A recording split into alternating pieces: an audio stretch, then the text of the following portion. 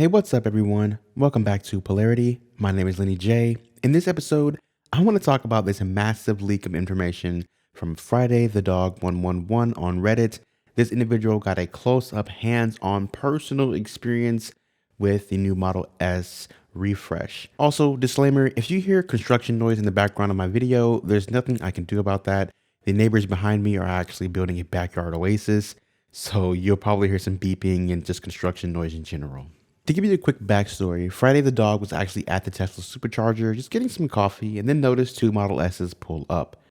The individual noticed that the Model S's had the horizontal screen and instantly freaked out, as I would have done as well.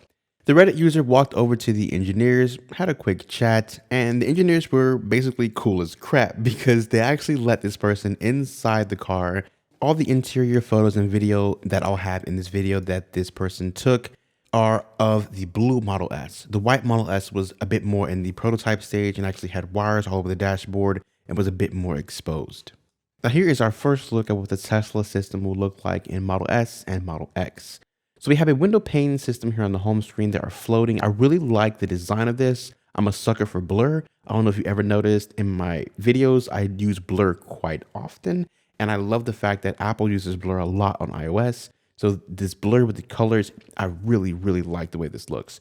The top left pane here is navigation. You can enter the address there or click the button to go home or to work or find a supercharger. The right pane here is for music. It is huge. I love it. It looks really big. Some people are saying that it's wasted space. I disagree. I don't think it's wasted space. I think it's optimally designed for a great user experience while in a car, in a moving vehicle, and you have to quickly look over there and tap stuff. You don't want to click these little small icons. You want to click big giant things.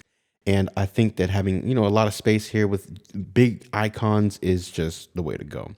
The bottom left pane here is like an informational type pane. As you can see here on the right side, you do have messages and phone right there. Our climate is still down here in the center portion. And the volume is still here on the right side. You'll find this on Model 3 and Model Y. The passenger can actually control the volume on the bottom right of the display. Hitting the car icon on the left of the display actually brings up a really nice quick controls area. You can see you have your front and trunk open and close, the charge port open and close. You can fold the mirrors, the glove box is right here. Just a quick way to do all these things. Also on the screen, there's a neutral button, and I'm not exactly sure what to make of this neutral button. The individual says that the car was powered off. If you look at this photo here of the instrument cluster, you'll see that the car does say car off right there. So I'm not exactly sure what that neutral button is.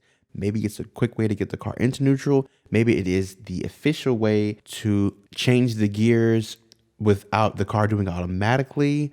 I'm not so sure on that. Maybe the car was in neutral. I don't know. It could be a lot of things. We'll have to really find out when these cars come out and people really get their hands on them. You do have your window lock here, your child lock here. The camera button is right there if you want to see the cameras pop up. Your mirrors and your steering wheel to move and control those mirrors and steering wheel like you do on Model 3 and Model S. It is here quickly. Just click that quick controls and you're right there. Then there's a controls button here which takes you to settings. There's also a brightness slider which I'll probably be using quite a bit if I had this vehicle. Here is the driving portion of the settings menu. There is a drag strip mode. I'm excited about that. I'm gonna keep an eye on that drag strip mode. The how to launch is there on the right side of the drag strip mode to show you how to properly launch the vehicle. Of course, all this stuff will come out within the next couple of hopefully weeks. The smart shift button is here on the driving portion, and there is a media on drive. I don't know what media on drive is. The right up next to it says automatically open media player during drive. So I assume that when you actually get in the car and the car goes into drive, that the media player will just pop up and you can control your media there. Now, Electric had a different take on what they thought media on drive does. Electric thinks this feature has something to do with the second row screen you have on Model S and X.